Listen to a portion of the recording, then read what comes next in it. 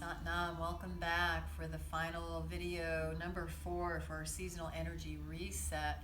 Been sharing with you about the importance of the Ayurvedic principle of Dinacharya, our daily self-care habits, how prioritizing our self-care is the key to prosperity and abundance in your physical wellness as well as your emotional and spiritual development, and how I shared a few really significant Ayurvedic principles of how we can begin to turn more in the direction of what we call thrive and less in the direction of what we call stress. And so to review, the first habit was building your Agni, your digestive fire, with your bigger meal in the middle of the day, lighter meal at night, and optimizing your hydration. And go back to video 1 if you need a reminder on the pointers of that.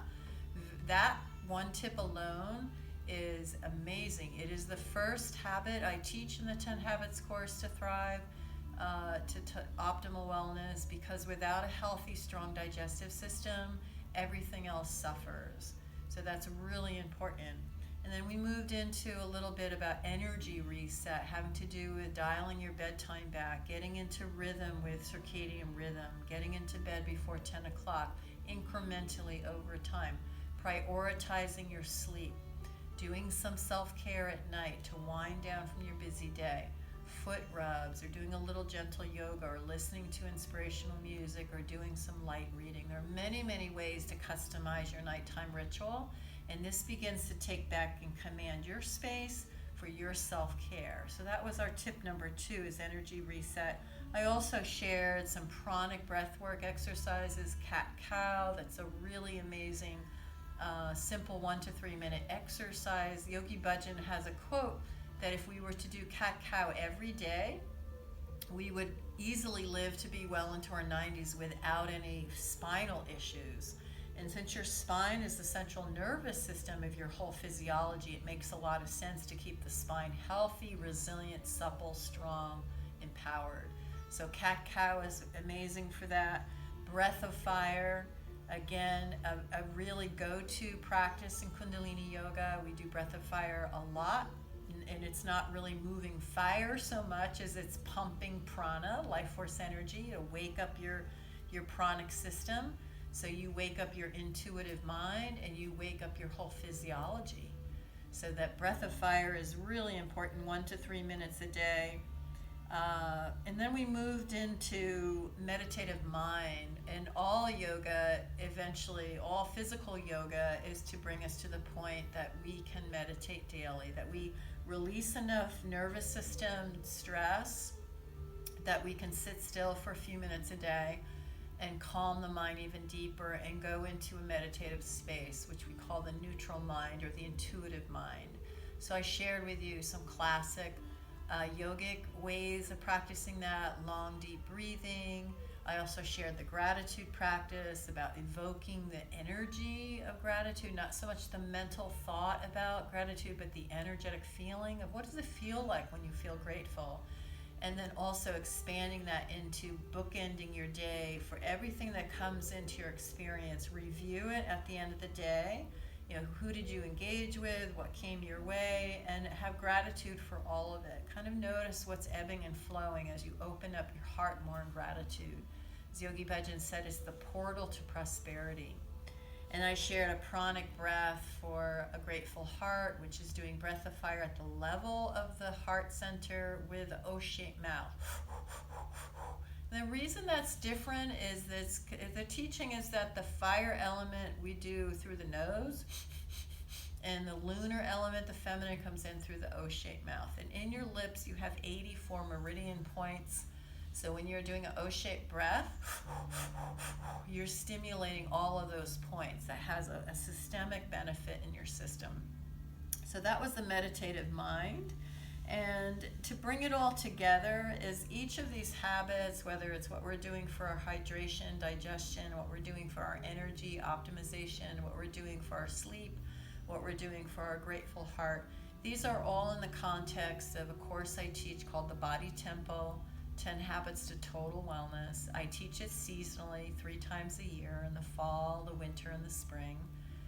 You may visit intuitivethrive.com to read about the course. It starts shortly, so if you have questions about it and you're interested, please reach out to me. I offer a free 30-minute health vision coaching call with me to just have a chat about what your health and wellness goals are, what your challenges are, and if you feel this course would serve you to optimize your health, your wellness, your connection to your intuition, and your connection to your vitality. We'll be starting soon. I'm offering some special discounts for anybody who follow the 4 video series to make it worth your while to take this course now. It's a passion of mine to teach this. It's the tools of the sister science of yoga that helps us optimize, prioritize our self-care, so we can actually align with what's authentic. We can show up in our lives more fully.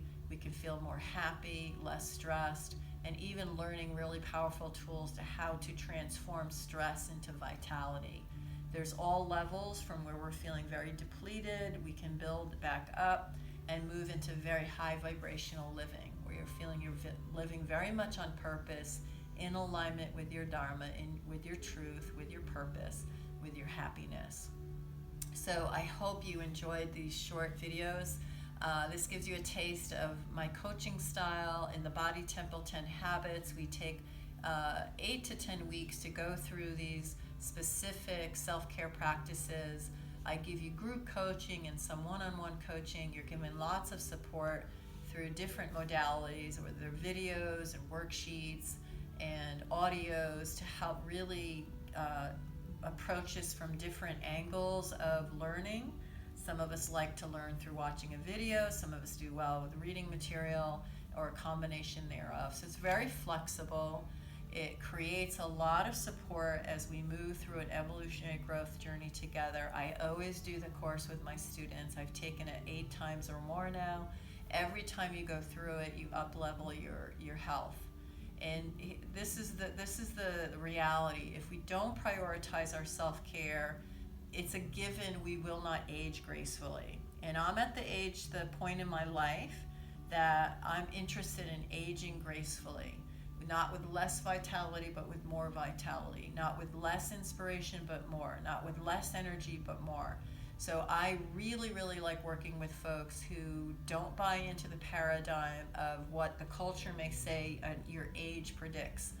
There's nothing really true to that except your own belief system of limitation. Ayurveda is 5,000 years old. It's not a trend. These are wisdom teachings about how nature works, nature at large, and our own physiology. So I'm really, I love teaching this. I love the opportunity to give people practical tools to help turn their wellness path forward and help to turn the page on suboptimal living.